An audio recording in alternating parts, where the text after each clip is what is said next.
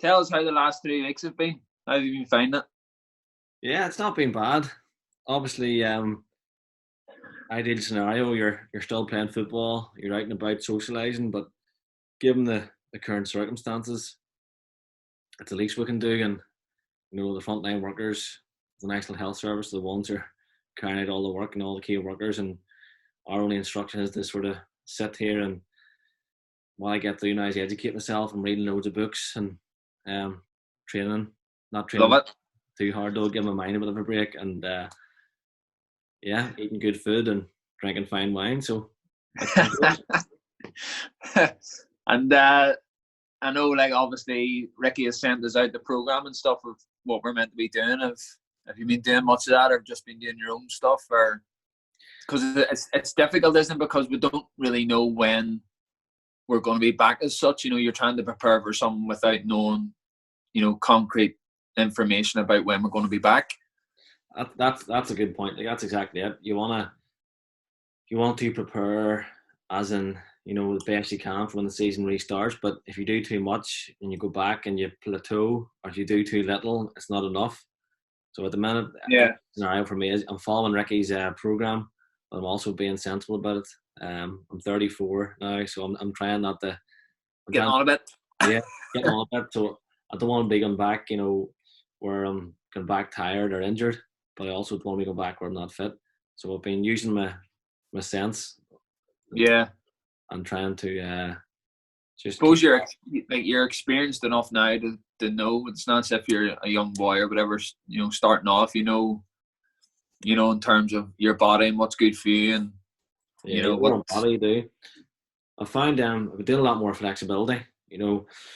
Towards the start of the season there, I think there's no secret I had a few back issues and stuff. So I've been trying to keep my hamstrings and that. Carrying us for the last 3 years, wasn't it?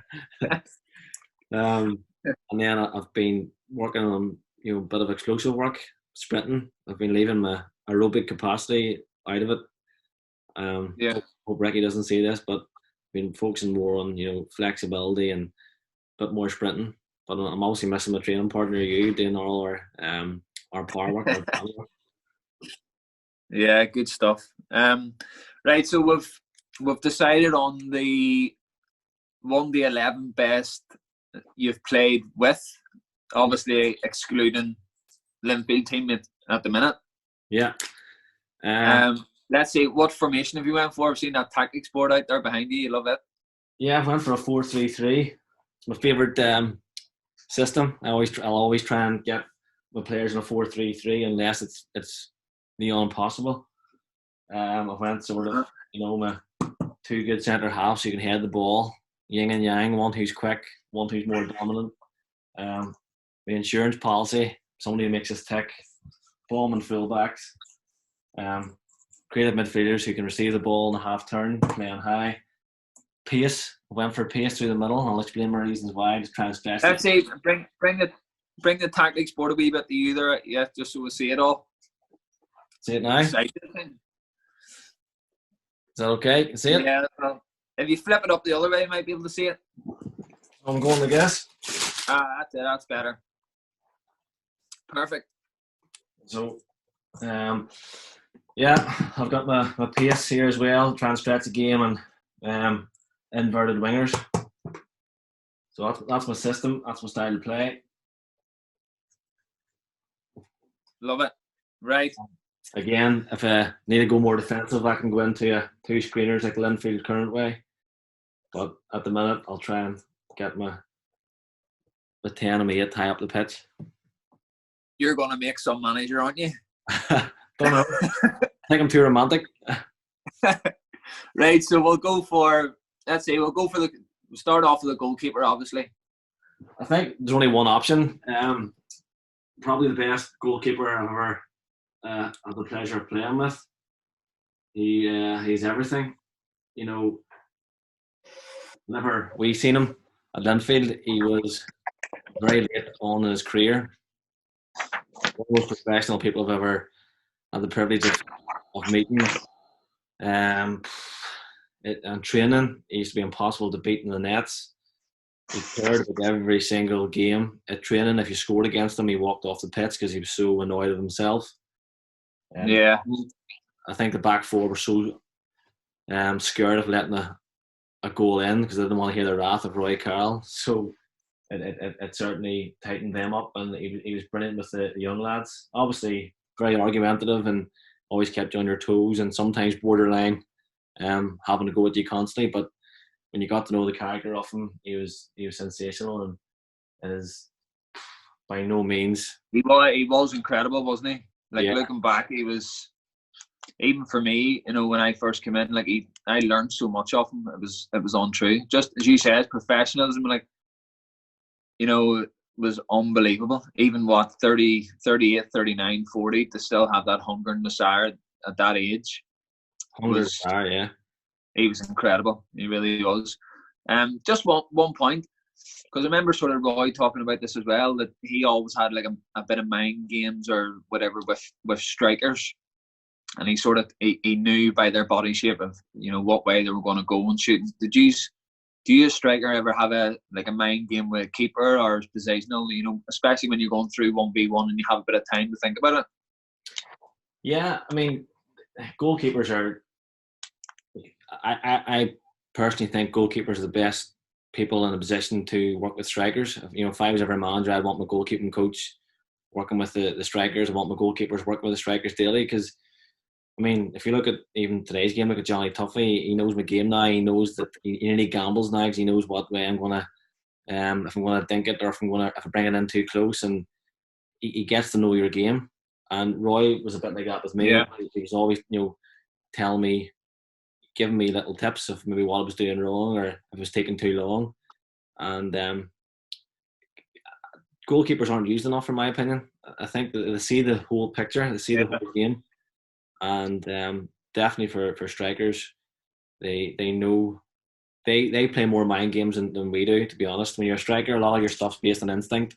Yes, the more and more you put in those positions of 1v1 stuff, the better you get, the calmer you get. But a lot of our stuff's instinct, because if you let your natural instinct, come about, it tends to be a positive outcome. But goalkeepers would tend to, they tend to make the net smaller and narrow angles and stuff. So I think it's more of a goalkeeper thing. But yeah, out of all the goalkeepers I worked with, Johnny Tuffy, Elliot Morris, I learned off them all. Yeah, nice, hands down, unbelievable. No arguments there at all. Yeah. We'll go. What's next? Right back. Yeah, right back. I'll go this side. I went for somebody I only had the pleasure of playing with on one season. A lot of people for this. The two top right backs I played for Billy Joe Burns and Jim Irwin. I only had the pleasure of playing with Billy Joe for the season and Jim for the season. So Billy Joe Burns for me, he has everything in his locker. He's so laid back on the pitch. He can head it. He's quick. He's good defensively. He's even better going forward. And he's a top lad.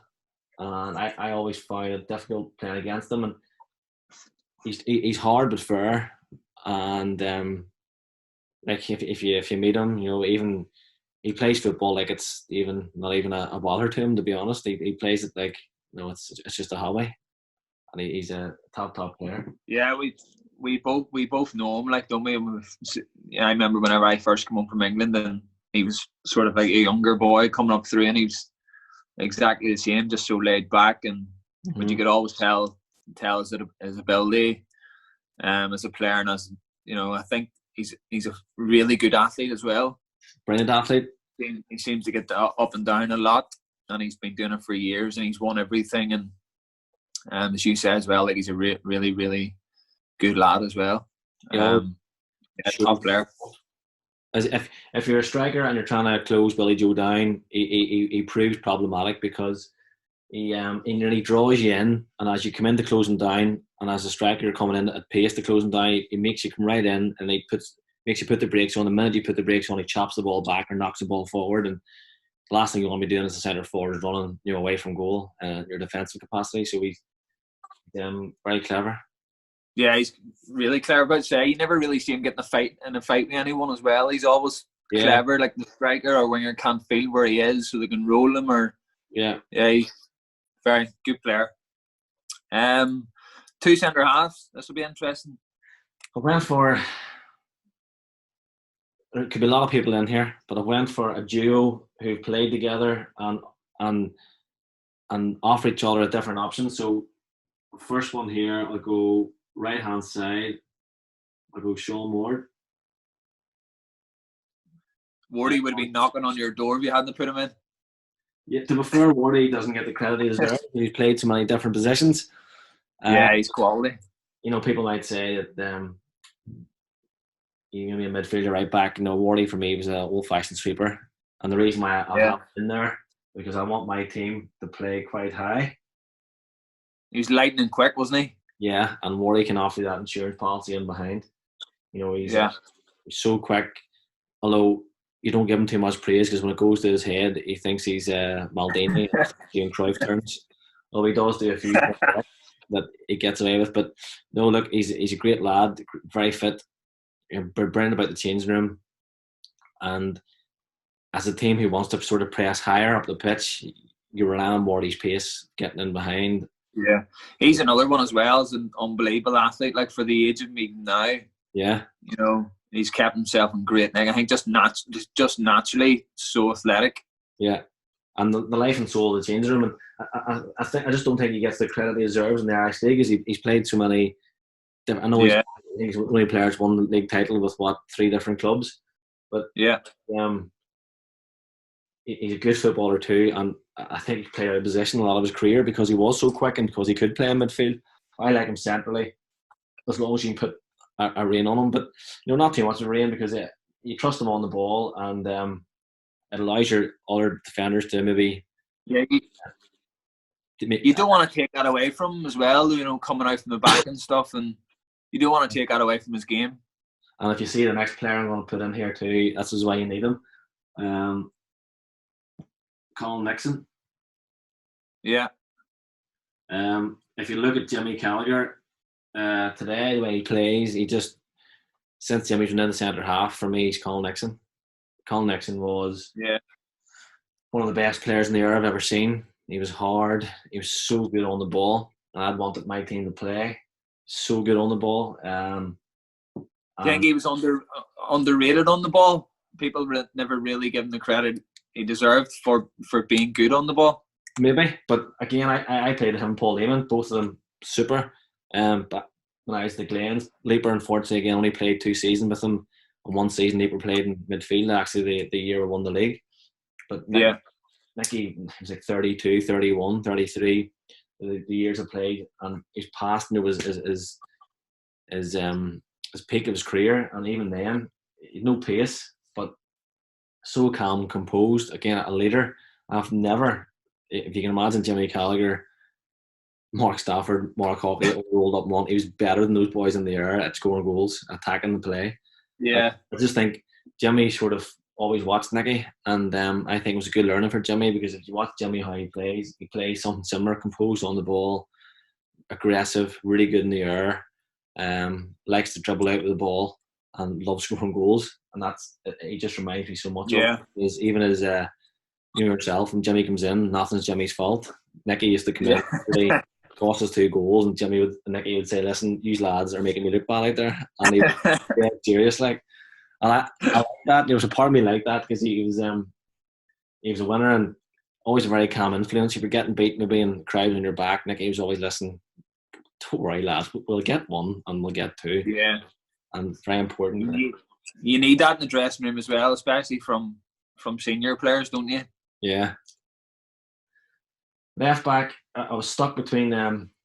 Like, if you look at our left backs in Linfield today, 2 best left backs to play with, but non-current infield players. I was stuck between Roland Scannell. I played with him early stages when I was at Ards, but who's just pipped him for me is Jason Hill. He went in the left back. When we where else did JC play apart from the Glens, or was he there for? He came to Ards when I was at Ards. He came from the Glens to Ards, and then I think Billy Spence brought him back. Billy Spence was out at the time. He brought him back under Wendy Miller, maybe under Alan McDonald, and he went from centre forward the left midfield, the left back, and JC was super. He was able to cut you in two with his tackles. The best for starting off his career as a striker. He's one of the best 1v1 defenders I've seen. A wee bit like Matthew Clark, plays the same way. So consistent, wasn't he? So consistent. Knew his strengths, knew his weaknesses. Fit boy. Great for you. Very, very selfless. So selfless. Worked his soccer. Yeah. He actually played up front with him at Ards, and he's one of the most hardest working players I've ever played with. JC was a dream to have in your team. Such a good good set pieces too. Yeah, brilliant. So the number 6 deep line midfielder, the screening player. Again, a player I played with at Glentoran. One of the best players I've ever had the privilege of playing with. David Howland. So unfortunately, the year was very, very good. Short due to injury. He was a class act.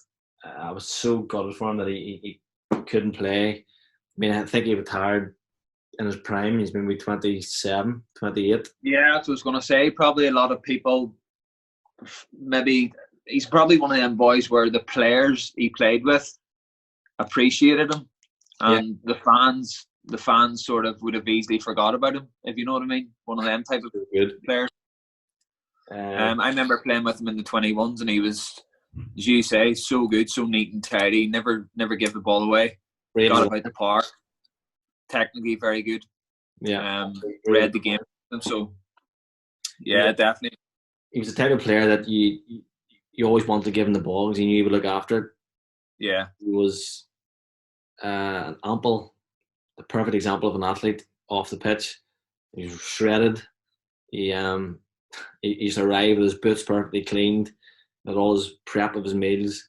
He very methodical about the game, but like yourself, he was always wanting to ask questions and very much interested. And after the match stopped, the game for him didn't just stop. He was continuously talking about it and thinking about What's he doing now?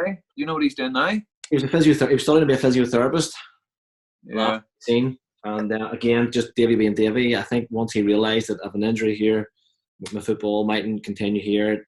He was an educated man. That was enough for him. He made a decision. I want to go into physiotherapy, and just a top player. I played with him for 3 seasons there, and he was a privilege to play with.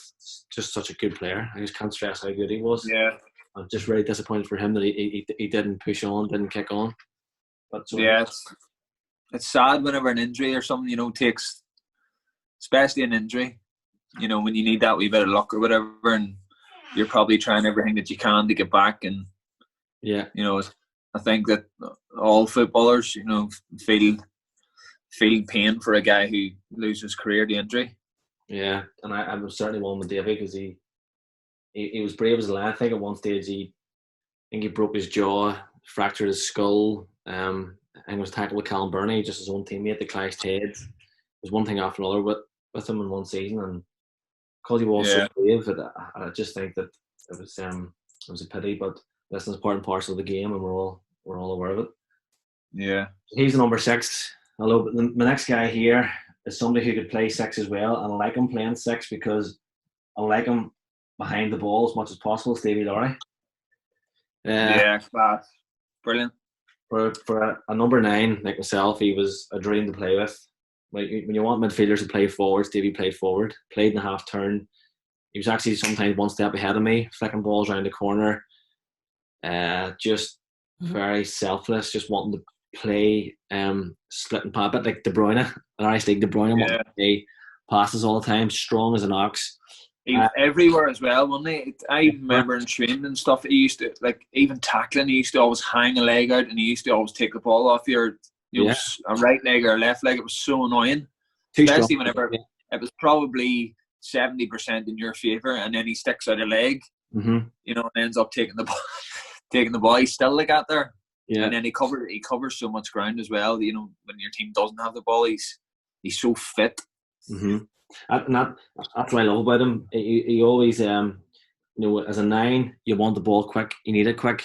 He needs to see what you see. If the space is there, he needs to put the ball in there. the space isn't there, and you're Yeah. using him as a decoy, dropping long to go short. He knew that pass as well, and not very often you get players who can do that. So he was always someone who I looked for. Once he's on the ball, that was my trigger to Stevie Lowry's on the ball. Right? Yeah. Can I try and get him behind? And I often like him coming in here, so wouldn't I have a bit of rotation here, because whenever play's building up, I like Stevie getting behind so that he can start to play again. So Yeah. I like Stevie in a 6, and he can play higher up as well. And that's the. He's an excellent range of passing as well, doesn't he? Yeah, he had a lot. He had the absolute lot, and I think he could have played maybe higher level for a sustained time, because he's technically a good player and he had a good attitude. Really Very good. demanding of his teammates as well. His Yeah. standards were high. Very Which high. I like. I was watching Yeah, he was brilliant. Good lad as well. The Sky game recently against Lauren, and again I could hear his voice the whole game, just demanding him. Yeah.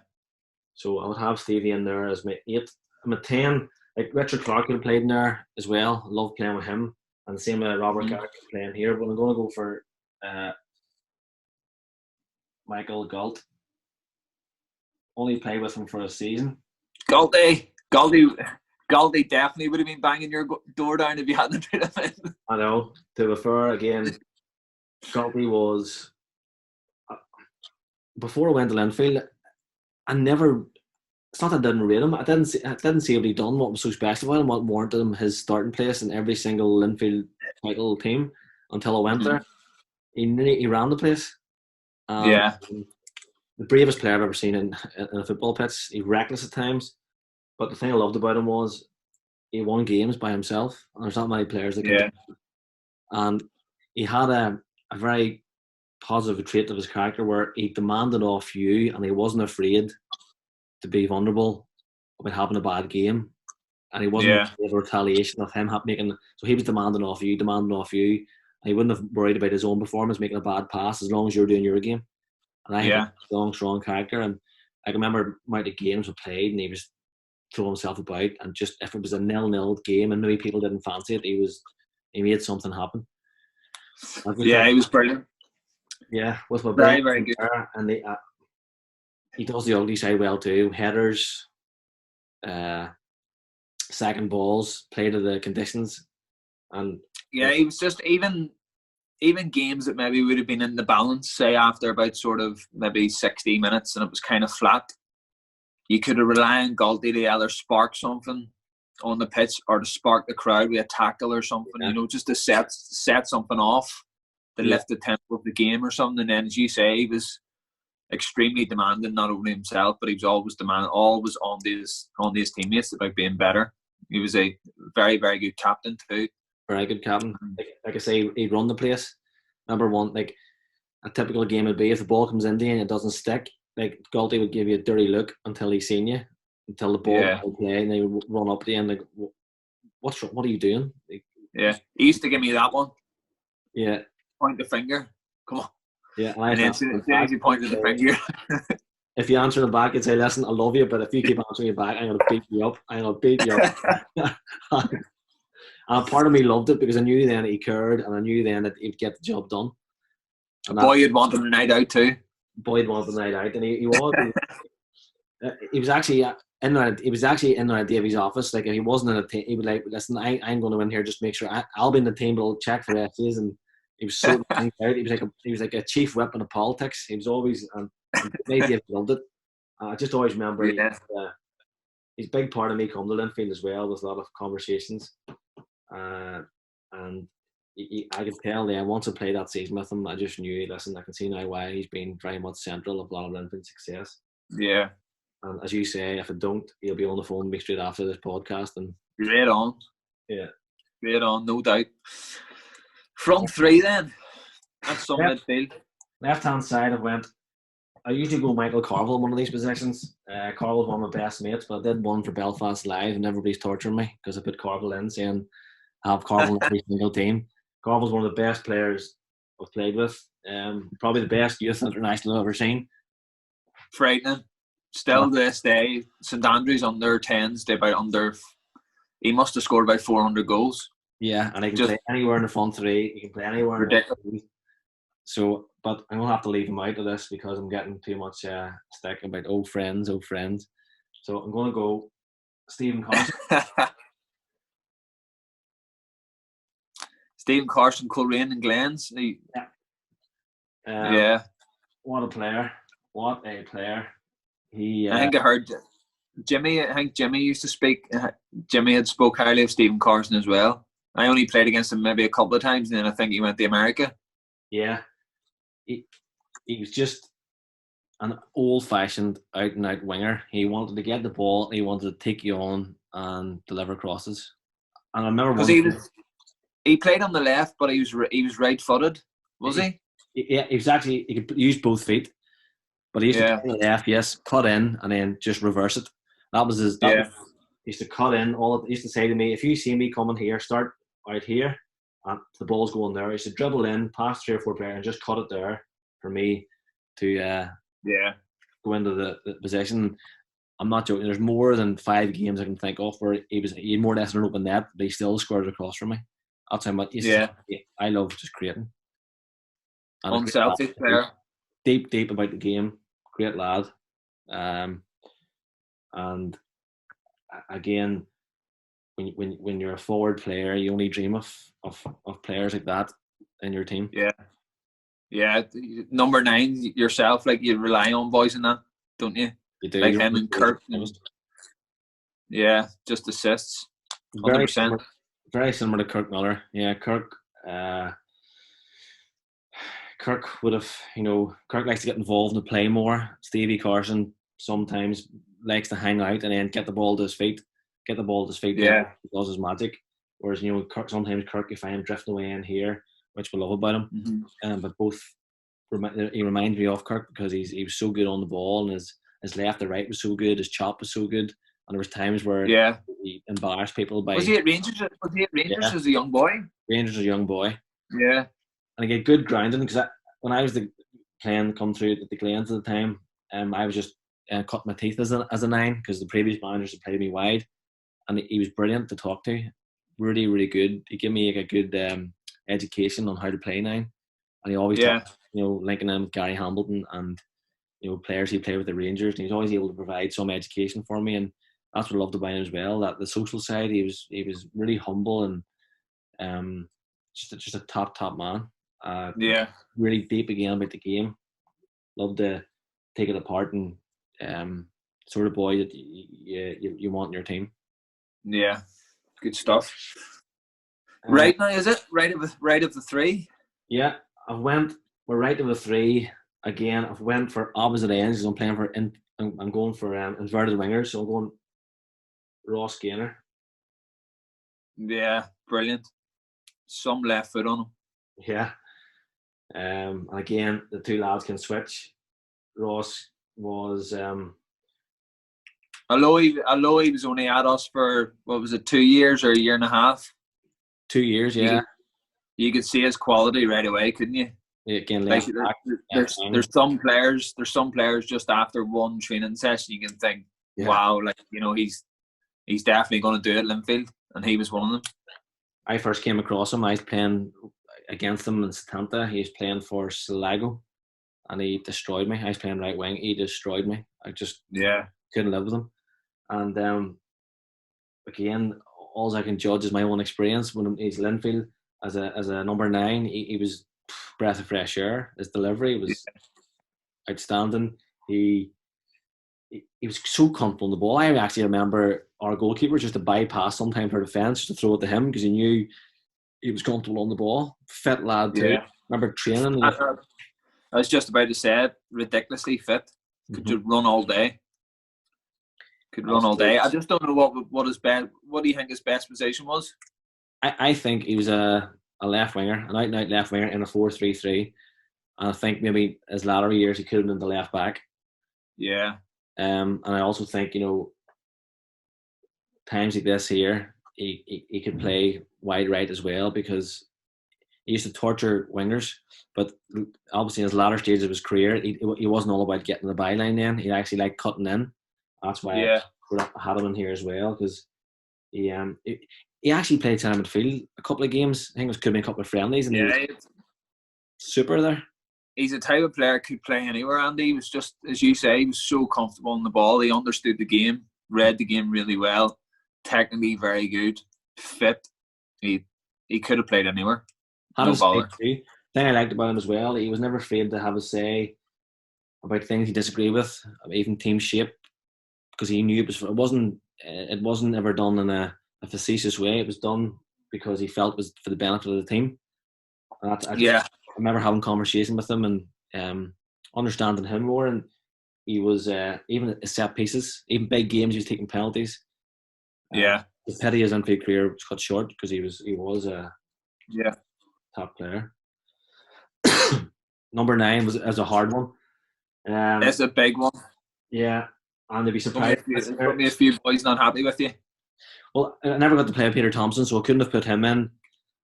Mark if I was looking for a player to make it stick, Mark McAllister. If I was looking for again a player who's going to drop in deep, it would have been Gary Hamilton. Gary Hamilton's one of technically the best players I've ever played with.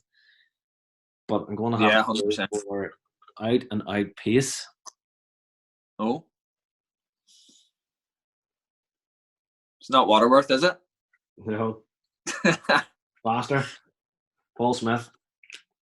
Yeah. Yeah, I like Smitty through the middle. He reminds me a bit of Shane Lavery. I like this. I seen him playing TV a year and a half ago against Sunderland. I think it was. He was playing. Yeah. Who was he alone with? Wickham, was it, or Accrington and Stanley? And he scored that night. He ripped the two centre half to pieces. He destroyed them. I'm thinking to myself, obviously I don't see him every day training over there. I'm thinking to myself, why is he not playing as a 9? I would love him. Yeah. What a player. He's just so quick, wasn't he? So quick, it was untrue. Ridiculously. But like wary too, you know, just like by looking at him you think you could bully him or kick him and he wouldn't come back near you. I remember the first time I ever played against him I was playing for Portadown and he was playing, it was down in Shamrock Park and he was playing as a right winger. He's playing left wing. Yeah, right or left wing. And that night as well, like I think that he ran past me one time and I chopped him down. And I thought, well, that like you were thinking, my wee 17, 18-year-old, he won't be back at it, or he was straight back at it again. Didn't curve, he was kicked. He was hard as nails, so wary. Yeah. Well, I think given the nature of the team, the fact that the players are all sort of creative themselves in midfield, I wanted somebody who could stay really, really high, would occupy defenders. Defenders would be really afraid to leave the lots because it's so quick. I'm just asking those runs there. Yeah. Get up to the good players, the real good technical players, and I've no doubt it's a nice balance of a team. There's goals in that team, and there's I tell you what, Big Roy captain, is he, or Galty? That's a good question. That is, or Nick. That's hard to choose a captain out of that. I don't think Roy would want to be captain. I think we've all been captains, probably maybe bar Smitty, but I think it would have to be between Galty and Colin Nixon. Yeah. Toss of a coin. The only problem is, if I didn't give it to Galty and I gave it to Nicky, Galty wouldn't speak. He wouldn't affect his performance. And then if I didn't give it to Nicky would be ringing me every night saying, like, this is a wind up. It must be a joke that I'm not captain. So I don't know. Maybe I'll give it to somebody else. No, but to be fair, it'd be Galty or Nicky as captains. And that would be my yeah, great team, very, very good team.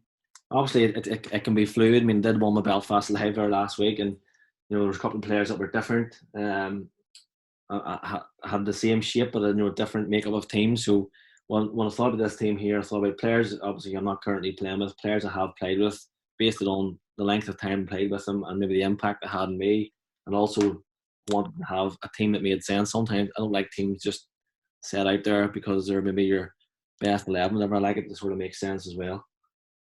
So that was my Sunday afternoon was spent thinking about these teams, this team.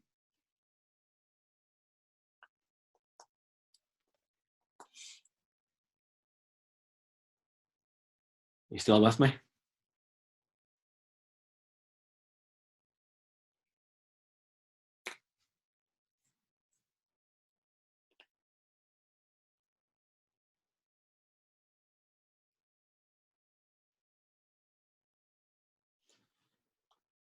You still with me? Yeah, I'm still with you. How long? We'll start that again because you've pre-recorded that all anyway, haven't you? Yeah. I just knocked it off there. How long? I'll put it back on.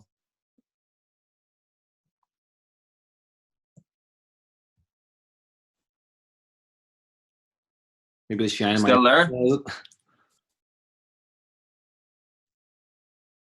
Yeah. Maybe the shine of my forehead's making the. Hold on a wee second.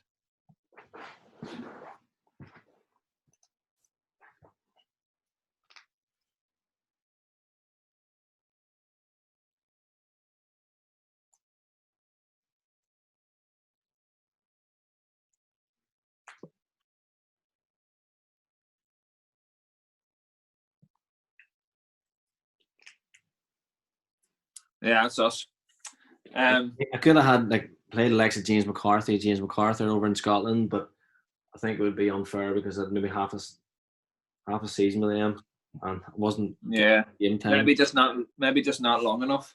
Yeah. But yeah, I don't think anyone could argue with that team. Like, it's some team. Yeah, I know. I like it. I like the way you've balanced it as well. You've thought about just having through a team together. I think that each sort of position complements the other, and especially in the midfielder, I think even Galdi could go and play as a 6, or could switch and rotate. The same with probably the 2 wingers as well, and even Smithy could, drop out in wide or. Yeah, that's it. And I mean, then you think about your subs, and like I said before, you could replace, you have Mark McCaster in there, you'd have Gary Hamilton in there if you needed to bring a player on to make it stick. You've Robert Gard, coming in there. You've obviously Michael Carville, who could be playing the wings. So it's all Roland Scale come in there. You Paul Lehman, all much of a muchness that Jim Irwin. If you're having players that are going to Richard Clark, going to come in and make an impact off the bench. But like you said, when you off, I'm gonna chat quite a lot. It's a team with a bit of thought.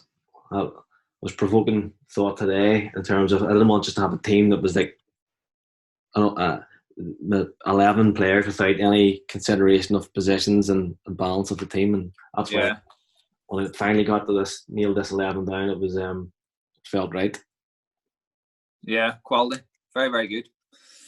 We'll finish off. So what I've done is the this or that questions. So 20, 25 seconds off this and that question. You've got to give me an answer, okay? Okay. So here we go. Coke or Pepsi? Coke. Messi or Ronaldo? Oh.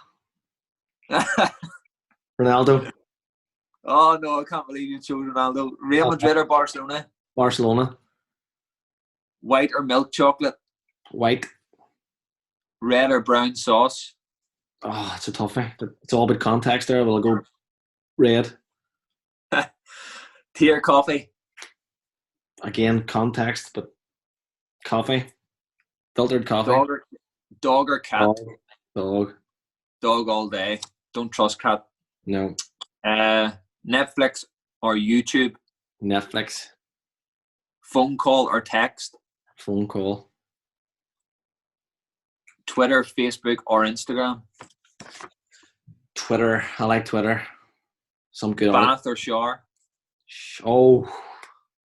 Bath.